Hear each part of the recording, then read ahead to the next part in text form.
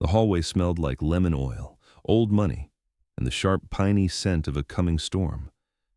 I stood there, the canvas strap of my duffel bag digging a familiar groove into my shoulder, my suit jacket draped over my left arm. Celeste was leaning against the doorframe of the guest bedroom, the pale pink silk of her floral dress catching the warm amber light from the antique wall sconces. Behind her, dominating the center of the room, sat a single queen-size bed. The heavy, framed portraits of her ancestors lined the striped wallpaper behind me, all of them looking down with the same severe, uncompromising eyes that her father possessed. From the bottom of the stairs, her mother's voice drifted up, bright and brittle. "Make yourselves comfortable, you two. We're just so thrilled Celeste finally brought her partner home." I looked at the bed. The white duvet was perfectly smooth, uncreased, and entirely unsuited for two people who had drafted a non-disclosure agreement in my office just 48 hours prior. I looked back at Celeste. She held my gaze, her expression a careful, practiced mask of composure that didn't quite hide the tight, defensive line of her jaw. Her thumbnail pressed sharply into the side of her index finger, a micro-tell I'd cataloged during our third strategy meeting when she was negotiating the licensing rights for her software startup. She only did it when she felt cornered. "I can take the armchair," I offered, my voice pitched low and flat, making sure the sound wouldn't carry down the stairs. "Or the floor. I've slept on worse during bar prep." She let out a breath that wasn't quite a sigh, her shoulders dropping a fraction of an inch. She didn't agree, and she didn't argue. She just stepped back into the room, leaving the doorway open for me to follow. The mattress was the smallest problem in the room. The real question was why a woman who held her own in venture capital boardrooms needed an intellectual property lawyer, 5 years her junior, to act as a human shield against her own family. 48 hours earlier, Celeste had sat across from me in a glass conference room at Vance and Reed and explained the weekend without once using the word afraid. Arthur had summoned her home for what he called a family retreat. The Moore Trust's governance committee would be present, so would 2 investors, the family estate attorney, and David, the man Arthur had spent 2 years presenting as if he were a merger term Celeste had somehow forgotten to approve. She had declined the first 3 invitations. The 4th arrived with notice that the board intended to review the morality clause attached to the seed capital her mother had transferred 8 years earlier. The clause was vague by design. It allowed the trustees to investigate conduct that caused reputational harm to the Moore name or demonstrated impaired judgment in the management of trust-supported assets. Celeste's startup had not used trust money in years, but the first server deposited passed through an account her parents controlled. Arthur had preserved that technicality until he could make it look like ownership. She did not need a boyfriend. She needed a witness who knew the patents, understood the funding history, and would not be intimidated by a room full of people whose names appeared on buildings. Arriving with her own lawyers, her partner forced Arthur to choose between attacking her personal life and admitting she had competent independent counsel. It was not a perfect plan. It was simply better than letting him define the room before she entered it. The non-disclosure agreement covered the cover story, the sleeping arrangements, the limits of physical contact, and the absolute separation between my legal representation and anything personal that might happen during the weekend. Celeste read every line twice. She added a clause stating that either of us could end the arrangement without explanation. Then she looked up from the document and said, "I don't want you trapped just because I'm cornered." That sentence was the first reason I agreed. The second was in the patent file. Her decentralized encryption protocol distributed authentication across a changing network without giving any single administrator enough access to compromise the whole system.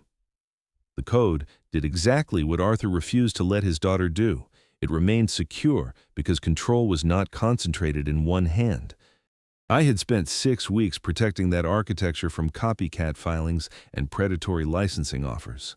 Somewhere in those 6 weeks, Celeste had stopped being a client name on a matter sheet and become the person whose thumbnail found the side of her finger whenever someone tried to shrink her options. That was not a reason a lawyer should pretend to date a client. It was the reason I had written the NDA more carefully than any document in my career. I stepped over the threshold and set my bag down next to a heavy oak dresser. The room was immaculate, sterile. Beside the door, a brass coat hook was bolted into the wood. It caught my eye because the brass was pristine, untarnished. It was a hook that had never actually held a coat. It was there for the aesthetic of a welcoming home, not the reality of one. I hung my jacket on it anyway. Celeste watched the hook take the weight, then looked away. She opened the top drawer of the dresser and found it empty except for a square of lavender paper stamped with the Moore family crest. Even the absence of belongings had been arranged. "My mother chose this room," she said. "Because of the single bed?"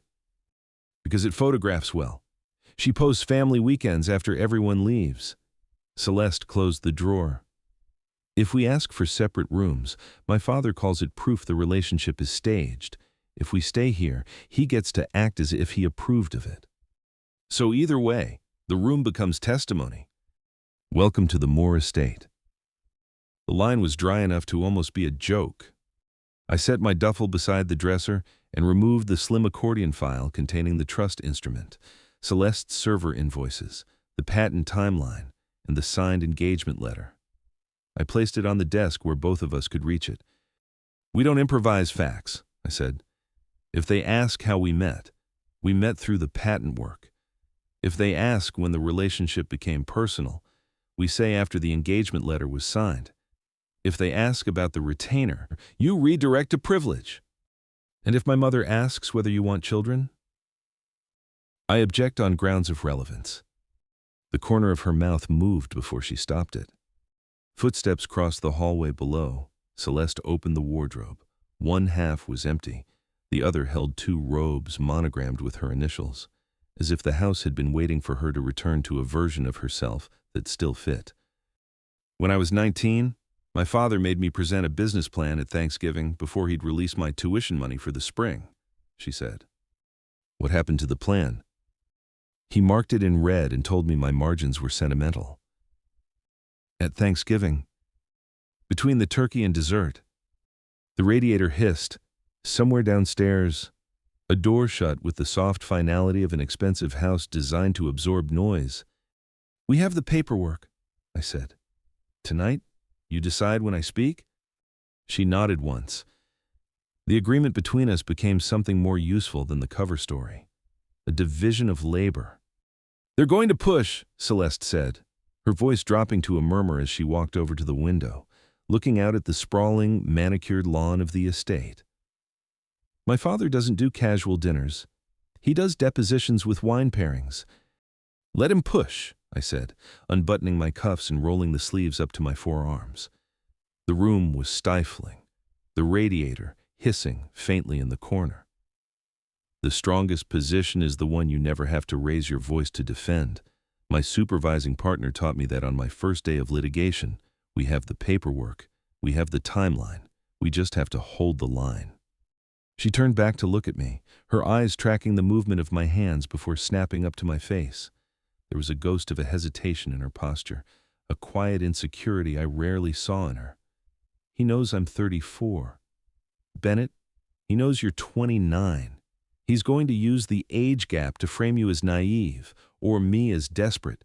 He wants to prove that my judgment is flawed so he can justify triggering the morality clause in the family trust." "He can try," I said evenly. I didn't step closer to offer a hollow reassurance. I stayed by my bag, giving her the physical space she needed to breathe. "But the clause requires evidence of financial mismanagement or reckless behavior. Hiring outside counsel to secure the patents for your own code isn't reckless. It's airtight." The dinner table was a battlefield disguised as a mahogany dining set. Arthur Moore sat at the head, swirling a glass of Bordeaux like it was a weapon he was deciding whether or not to deploy. Celeste sat beside me, her posture rigid, her fork moving food around her plate in calculated, geometric patterns. "So, Bennett," Arthur said, the syllables of my name clipped and heavy. "Celeste tells us you're in IP law, a junior associate at Vance & Reed." That's correct, sir, I replied, setting my water glass down. I kept my tone level, stripped of any defensive edge. An interesting choice for a partner, he mused, glancing at his daughter. I would have thought Celeste would align herself with someone more established, someone with a bit more tenure. No offense to your ambition, of course, but you're a bit young to be handling high-stakes asset management. I felt the sudden, rigid stillness in the woman beside me. Her thumbnail dug into her finger beneath the table. I don't handle asset management, Arthur. I handle intellectual property protection, I said, meeting the older man's gaze without blinking. And tenure is a measure of time, not precision. The patent Celeste filed last week for her decentralized encryption protocol required a structural understanding of copyright law that most senior partners offshore to tech specialists. I handle it in-house. The room went completely quiet. The clinking of silverware stopped. Arthur's eyes narrowed, processing the fact that I hadn't raised my voice, hadn't flinched, and hadn't taken the bait about my age. "Is that so?" Arthur murmured. He reached into his breast pocket and produced a folded piece of heavy stock paper, sliding it across the polished wood toward Celeste. "Then you should both know that the board reviewed the structure of your little startup, Celeste, and given your reliance on the family trust for your initial server space, we've drafted a restructuring agreement. It brings your software under the Moore umbrella, for your own protection, naturally." Celeste stared at the paper as if it were radioactive. The leverage was bare now. He was using the family money to force her to sign away her autonomy, and he had orchestrated this entire weekend to corner her into it. I didn't look at the paper. I looked at Celeste. "Do you want me to read it, or do you want to handle it?" I asked, my voice pitched only for her. She swallowed hard, the vulnerability flashing in her eyes for a fraction of a second before the steel returned. "Read it," she said. I picked up the document. It was a standard hostile subsumption, dressed up as a subsidiary agreement. I scanned the clauses, my eyes catching on the arbitration stipulations and the intellectual property transfer conditions. It was predatory, relying entirely on the assumption that she wouldn't have competent counsel present to contest it. The first page used the language of support. The second converted support into supervision. By the fourth, the Moore Trust gained approval rights over every future licensing agreement. By the sixth, Celeste's board could be replaced upon a finding of reputational risk. The patent transfer provision sat in an appendix, separated from the signature page by 19 lines of definitions designed to make surrender look administrative. I read slowly enough that Celeste could watch what caught my attention. We had worked together long enough that she knew my sequence, definitions, governing law, termination rights, then the promises the document claimed to make. Arthur mistook the silence for uncertainty. "It's a generous structure," he said. "The Moore umbrella gives her capital, compliance staff, and institutional credibility." I turned one page back. Section 4.3 gives the trust authority to approve hiring. "Senior hiring," Arthur corrected. "It defines senior hiring as any employee with access to proprietary material. That's every engineer she has." "The board needs oversight." "The board wants operational control." Evelyn shifted in her chair. Surely there is a way to discuss this without making it adversarial. "It became adversarial when the document transferred the code." Arthur set down his wine. "No one is taking anything from Celeste." I rotated the agreement toward him and placed one finger beside the appendix. This language assigns all present and future improvements, derivatives, training models, security implementations, and related technical documentation to a trust-controlled subsidiary. That is the company." Celeste leaned closer. Her expression did not change, but the fork in her left hand stopped moving. I asked her, "Do you want me to continue?" She looked at her father. "Every clause." So I identified the arbitration form that favored the trust, the emergency removal mechanism that bypassed her independent directors, and the confidentiality provision that would prevent her from telling investors why she had lost control.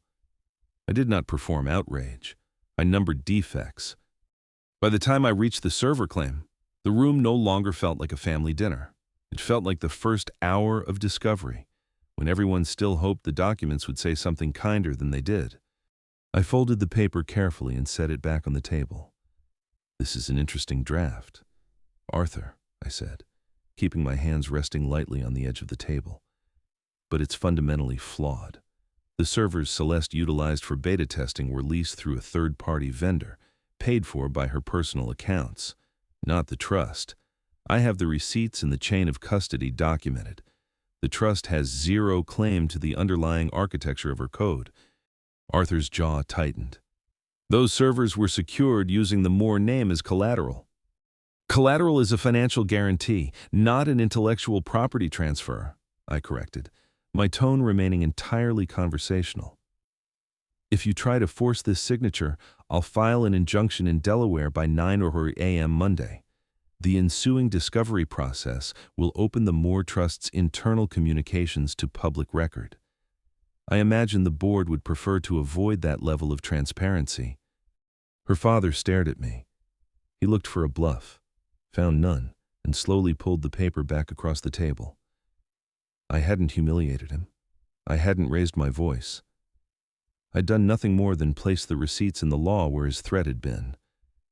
Underneath the table, I felt the lightest pressure against my knee. Celeste's leg had shifted, pressing briefly against mine. It wasn't a romantic overture. It was a silent transmission of relief. I didn't move away, but I didn't press back. I just let her anchor herself. Later that night, the silence in the guest room was heavy. We had survived the dinner, but the weekend was far from over. I took off my tie and draped it over the back of the wooden desk chair. Celeste was sitting on the edge of the bed, the pink floral dress swapped for a thick, neutral-colored sweater and sweatpants. She had a highlighter in one hand and a copy of the predatory contract in the other, her brow furrowed in concentration. "He's going to try again tomorrow," she said quietly, marking a line of text in yellow. "He's invited Richard Vance to the retreat barbecue. Your boss's boss." I stopped beside the desk, the case files still in my hand. Arthur had moved beyond her company and into my career. Arthur wasn't just threatening her business, he was bringing in the senior partner of my firm to threaten my career, attempting to strip away her only line of defense. I pulled out the desk chair and sat down next to the bed, maintaining a respectful distance. I leaned forward, resting my forearms on my knees. "Richard is a corporate pragmatist. He cares about billable hours and liability. If Arthur tries to pressure him to pull me off your account, Richard will calculate the malpractice risk of abandoning a client mid-filing." Celeste dropped the highlighter. She looked exhausted, the adrenaline of the dinner wearing off, leaving behind a brittle fatigue. "Why are you doing this, Bennett? Really? This isn't just standard client service. You're risking your standing at the firm to play my fake date and fight my father." She started to say something else, her mouth opened, a line of genuine vulnerability forming. But she stopped. The silence stretched between us. I didn't fill it with an easy reassurance. I let the silence stand, giving her the dignity of her unsaid words. "I'm doing this," I finally said, "because your code is brilliant and you built it yourself, and because I don't like watching people use structural power to bully the people who actually do the work." I stood up and walked over to my duffel bag, pulling out a spare blanket. I moved to the armchair in the corner of the room, arranging the blanket over the upholstery. The chair creaked under me like a witness reconsidering its testimony. Celeste looked at it, then at me. "That chair has been in this room since I was 12. It has preserved a detailed record of every bad decision made near it." "Careful. My father may claim the record belongs to the trust." It was the first joke she had made since we arrived. The sound changed the room more than the bedside lamp did. She returned to the contract, and I pulled the desk chair closer, leaving the width of the nightstand between us. For the next hour, we worked the way we had in my office. Celeste translated the operational consequences. I translated the legal ones. She showed me which engineers would resign if Arthur controlled hiring. I showed her how the approval clause could delay every security patch until a board meeting. She marked technical dependencies in blue. I marked legal exposure in yellow. When our notes overlapped, we drew a box around the problem and wrote one answer beside it. Rain reached the windows around midnight. Celeste took 2 bottles of water from the minibar and handed one to me without asking. I noticed she kept the one with the loose label. "Your father will bring Richard in before lunch," I said. "He'll make it look accidental. Then we react only to what Richard says." "What if he orders you off the matter?" "I ask for the order in writing and the legal basis supporting it."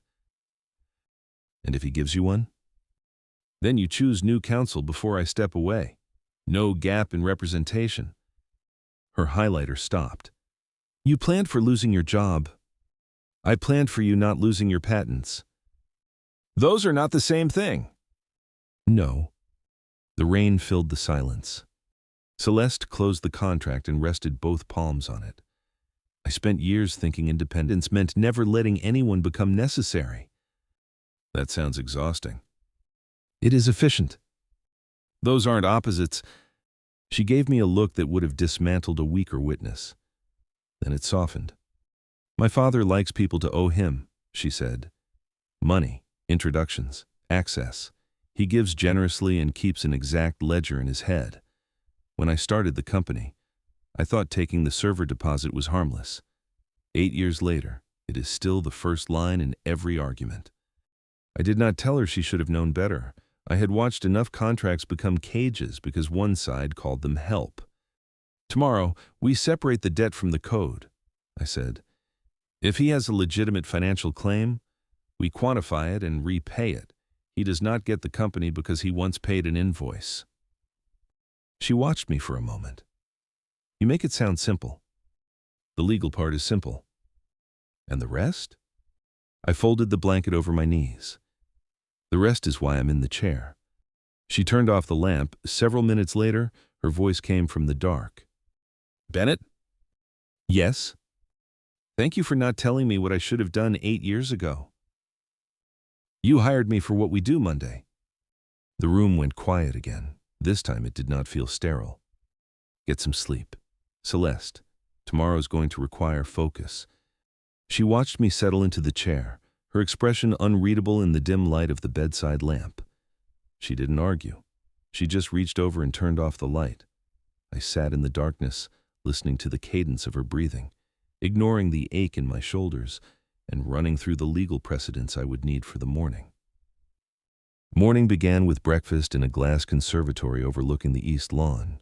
Arthur arrived late enough to make everyone wait and early enough to pretend he had not. Celeste carried the marked contract under one arm. I brought the accordion file. Neither of us mentioned the single bed, the chair, or the coffee she had left on the desk beside me before going downstairs. Arthur spoke about loyalty. He reminded Celeste that the Moore name had opened doors for her first investor meetings. He described independence as a phase successful companies eventually outgrew. Every sentence converted history into ownership.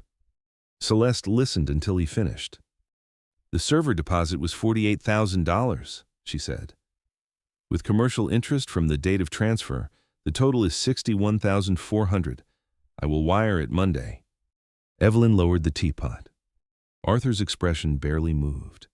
"This is not about repayment." "I know." "Then don't reduce it to an invoice." "You are the one presenting an invoice as a deed." The conservatory went still. I did not speak. The response belonged to her, and she delivered it without looking at me for permission. Arthur folded his napkin once. "We'll discuss it with the board this afternoon." That was how the barbecue became a board meeting without minutes. The barbecue the next afternoon was less of a social gathering and more of a tactical deployment. The sprawling patio was filled with investors, family friends, and board members. I stood near the edge of the stone terrace, holding a glass of sparkling water, watching Celeste navigate the crowd. She was in her element, sharp and composed, but I could see the fatigue around her eyes that no one else noticed. Then I saw Richard Vance arrive. He walked straight toward Arthur Moore, shaking hands before Arthur angled him toward the terrace where Celeste and I were standing. I set my glass down on a stone pillar. I didn't brace myself. I just waited. "Bennett," Richard said, his tone carrying a note of forced joviality that didn't reach his eyes. I didn't realize you were spending your weekend advising the Moore family. Richard, I nodded respectfully. Celeste is a priority client. The firm's IP division is handling her startup's patent portfolio. Arthur stepped forward, a patronizing smile on his face. Yes. Well, Celeste and Bennett have developed quite a close working relationship. Though I was just expressing to Richard my concerns about a junior associate handling a portfolio of this magnitude, especially given the personal entanglement. He was attempting to invalidate my legal authority by weaponizing our fake relationship. He was trying to turn our cover story into proof that neither of us could be trusted. Personal relationships do not negate legal competence, Arthur, I said calmly, addressing the older man but ensuring my voice carried enough for Richard to hear. The patents are filed. The structural integrity of the IP is secured. The only conflict of interest here would be if the firm allowed outside pressure to compromise a client's confidentiality. Richard's eyes flicked to Arthur. Doing the math, Richard knew I was right. If he intervened now at Arthur's behest, it would expose the firm to massive liability. Bennett's record is solid. Arthur, Richard said smoothly, executing a seamless pivot. He's one of our sharpest minds in copyright architecture. If he says the patents are secure, they are. Arthur's jaw clenched, his leverage snapping in real time. But before he could launch a counter-argument, a new voice cut through the tension. Actually, Arthur, a man said, stepping out from the crowd. It was David, a hedge fund manager, and the man Arthur had spent the last 2 years trying to set Celeste up with. David held a manila folder. Arthur's office provided my analysts with a copy of the retainer transfer from the trust's private due diligence file. Bennett Foster isn't listed as internal counsel. He's an external contractor. And according to this, his retainer was paid by Celeste personally, just a week ago. This isn't a partnership. It's a hired gun. The terrace went quiet. David's folder changed the room. David was exposing the transactional nature of our arrangement, attempting to humiliate Celeste in front of her peers by proving our relationship was a fabrication designed to protect her assets. I looked at Celeste. She was staring at the folder in David's hand, the color draining from her face. She was cornered, her credibility on the verge of collapsing in front of the very investors she needed. I stepped forward, putting myself between Celeste and David. "David," I said, my voice dropping a register, cold and precise. A personal retainer agreement is protected by attorney-client privilege. If Arthur's office gave your analysts a copy from the trust's private due diligence file, he breached the trust's fiduciary duty, and your fund used confidential material to pressure a client in public. David faltered, glancing at Arthur for support. Arthur said the file had been cleared for review. "No, it hadn't," I interrupted, stepping closer. I didn't raise my voice, but the space around us seemed to shrink. That file was neither public nor authorized for disclosure. Your folder is evidence now. David took a step back, the folder suddenly looking like a liability rather than a weapon. I turned my back on David, dismissing him entirely, and looked at Arthur. Then, deliberately, I redirected the room's attention to the one voice that mattered. I stepped aside, leaving the floor open for Celeste. "Celeste," I said, my tone shifting from cold steel to quiet respect. "Do you have anything you want to say to the board regarding your legal representation?" She looked at me, the panic in her eyes settling into a profound, sharp clarity. I had given her the shield, but I was handing her the sword.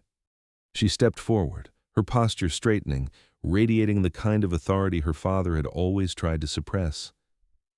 "My legal representation is exactly what it needs to be," Celeste said, her voice ringing clear across the silent patio. "Bennett is my attorney. He is also my partner. The two are not mutually exclusive, and neither is up for debate.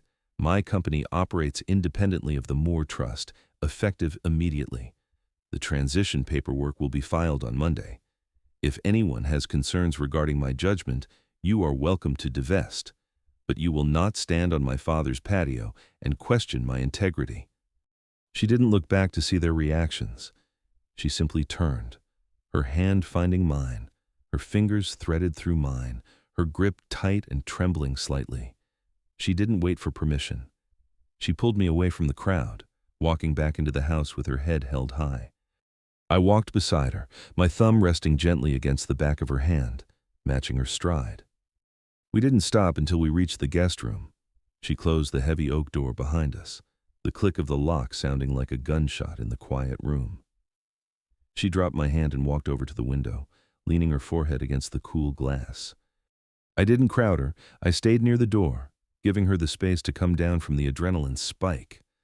I watched the tension radiating off her shoulders. "I'll pack the bags," I said quietly, assuming she wanted to leave, assuming the bridge was burned and the tactical retreat was our only option. It was a precise, logical guess. No. The word was small, but firm. She turned around to face me. The mask was completely gone now. She looked at me, not as a client looking at her lawyer, but as a woman looking at a man who had just stood in front of a firing squad for her and handed her the gun. "We aren't leaving," Celeste said, crossing her arms over her chest. "If we leave, it looks like a retreat. We stay for breakfast tomorrow. We pack in the daylight.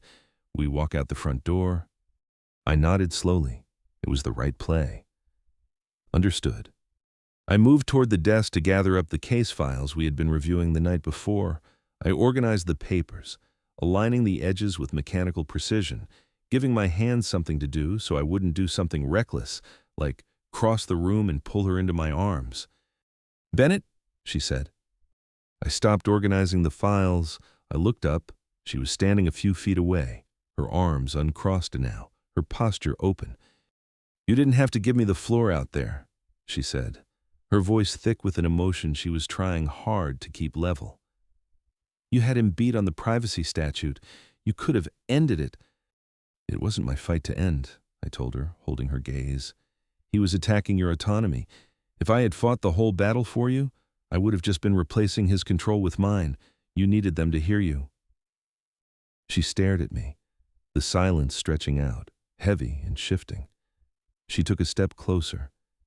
The air in the room felt suddenly thin.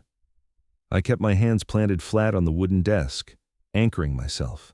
I wanted to reach out, to smooth the line of worry from her forehead, but I kept my hands perfectly still.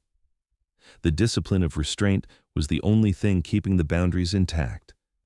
"You're a terrifyingly good lawyer," she whispered. "I have a very good client," I replied, my voice rougher than I intended. She took another step, closing the distance until she was standing right in front of me.